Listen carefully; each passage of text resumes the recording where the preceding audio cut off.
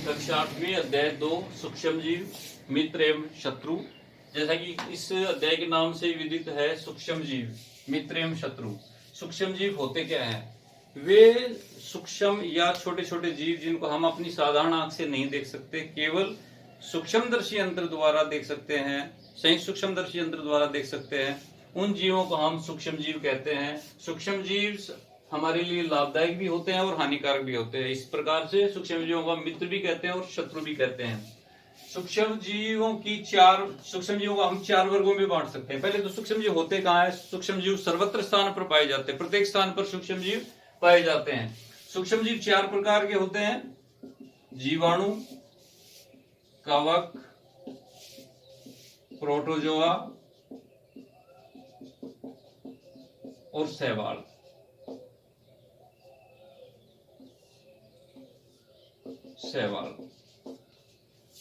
इनके अलावा सूक्ष्म जीव विषाणु के रूप में भी होता है, किंतु उनको हम इस श्रेणी में नहीं रखते, क्योंकि ये सूक्ष्म जीव सजीव अवस्थाओं में पाए जाते हैं और सजीव वाले ही गुण इनके अंदर होते हैं, जबकि विषाणु के अंदर सजीव और निर्जीव दोनों लक्षण होते हैं। सजीव और निर्जीव दोनों के गुण पाए जाते हैं।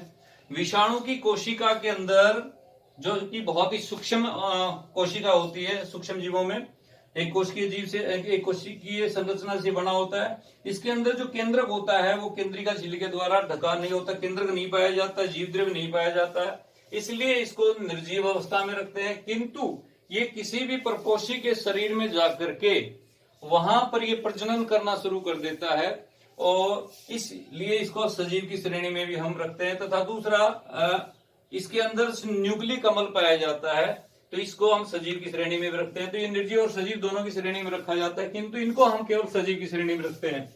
जीवाणु हमारे लिए लाभदायक भी होते हैं और हानिकारक भी होते हैं। ये एक कोशिका से बने होते हैं।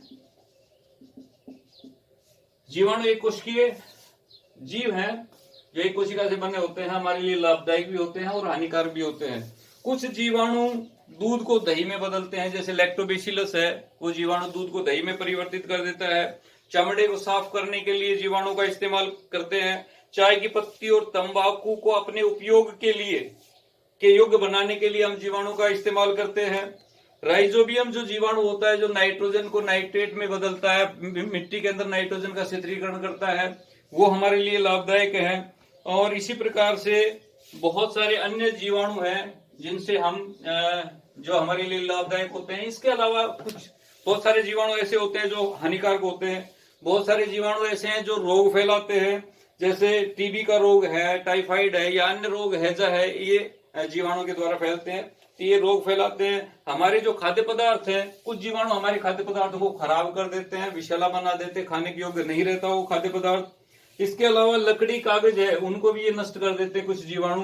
तो इस प्रकार से हमारे लिए हानिकारक या भोज्य पदार्थ को विषाक्त बना देते हैं। इस प्रकार से ये हमारे लिए हानिकारक भी होते हैं। कुछ जीवाणु पौधों में भी रोग फैलाते हैं, तो उस लिहाज से भी हानिकारक है। दूसरा जो सूक्ष्म जीव है, कवक है, वो भी हमारे लिए लाभदायक होता है और हमारे लिए हानिकारक भी होता है। कवक लाभदायक कैसे होता है? कुछ कवक खाए जाते हैं, जैसे मशरूम है, वो खाया जाता है, खाने के लिए हम उसका इस्तेमाल करते हैं। कुछ कवक जो है वो उनका टीका बनाया जाता है, जैसे पेनिसिलिन नामक जो कवक है उससे टीका बनता है। इस कवक है वो किसी भी अभिक्रिया को तेज करने के लिए हम इस्तेमाल करते हैं, ब्रेड या अन्य जो पदार्थ है उनको बनाने के लिए, किण्वन क्रिया करवाने के लिए इसका हम प्रयोग करते हैं, जो ये कवक के रूप में ही पाया जाता है। तो इससे ब्रेड, पेस्ट्री, केक जो है वो कवक से ही हम बनाते हैं। कवक का इस्तेमाल करके ब्रेड, पेस्ट्री जो है वो केक आदि बनाते हैं हम। इसके अलावा सिरका, अल्कोहल, शराब आदि जो है वो भी कवक के द्वारा हम बनाते हैं। हानिकारक कैसे है कवक? कवक रोग फैला देते हैं। शरीर में अनेक प्रकार के जो रोग हैं कवक के द्वारा फैलाए जाते हैं। इसके अलावा कवक है भोज्य पदार्थ को खराब कर देते हैं। तो इस प्रकार से लाभदायक और हानिकारक दोनों अवस्थाओं में पाए जाते हैं। और इस तीसरा जो सूक्ष्म जीव है जिनको हम प्रोटोजोआ कहते हैं, प्रोटोजोआ भी एक कोशिकीय तथा बहुकोशिकीय दोनों अवस्थाओं में ये पाया जाता है। इसमें खंडन विधि से, बहुखंडन विधि से जनन होता है और प्रोटोजोआ अमीबा के रूप में, युगलिना के रूप में, पैरामीशियम के रूप में, ये सारे प्रोटोजोआ है। एंटमीबा ये प्रोटोजोआ है, ये केवल हमारे शरीर को हानि पहुंचाते हैं, अनेक प्रकार के रोग उत्पन्न करते हैं। जैसे मलेरिया रोग है, वो भी एक प्रोटोजोआ के द्वारा उत्पन्न होता है, जिसका नाम प्लाज्मोडियम वाइवेक्स है, जो मादा एनाफिलीज मच्छर हमारे शरीर के अंदर इसको प्रवेश कराती है खून के माध्यम से, जिससे हम मलेरिया से पीड़ित हो जाते हैं। तो प्रोटोजोआ हमारे लिए हानिकारक होता है। शैवाल हमारे लिए केवल लाभदायक होता है। नीला हरा शैवाल नाइट्रोजन का शिथिलीकरण भूमि के अंदर करता है, और ये जो शैवाल है इसको हम साइनोबैक्टीरिया भी कहते हैं, और ये दोनों अवस्थाओं में, एक कोशिकीय और बहुकोशिकीय दोनों अवस्थाओं में पाया जाता है।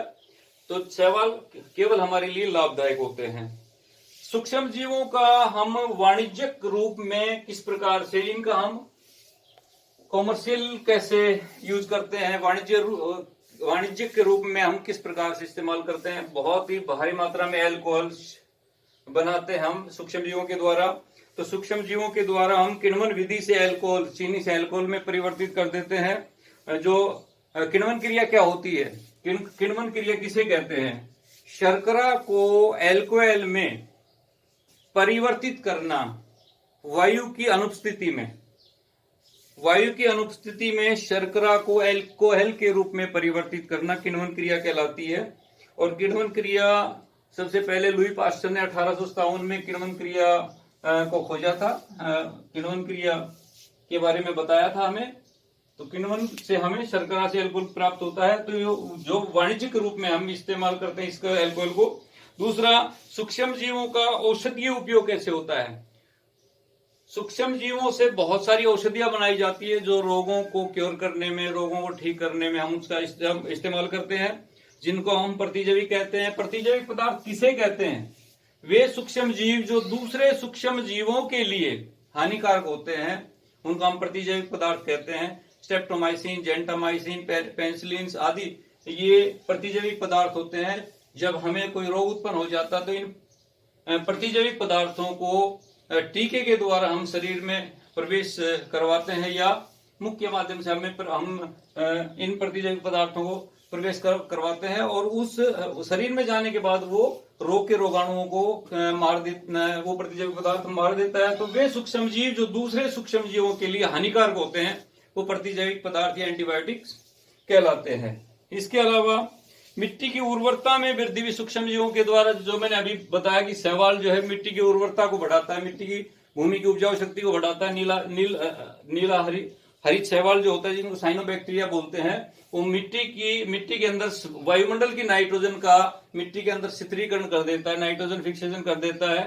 तो ये भूमि की उर्वरा क्षमता को, नाइट्रोजन युक्त उर्वरा क्षमता को बढ़ाने में हमारी मदद करता है। इस प्रकार से ये हमारे लिए लाभदायक है। जीवाणु, कवक, प्रोटोजोआ इस प्रकार से हमारे लिए लाभदायक हैं और हानिकारक। कुछ जो सूक्ष्म जीव हानिकारक है और कुछ सूक्ष्म जीव हमारे लिए हानिकारक तथा लाभदायक दोनों अवस्थाओं में पाए जाते हैं।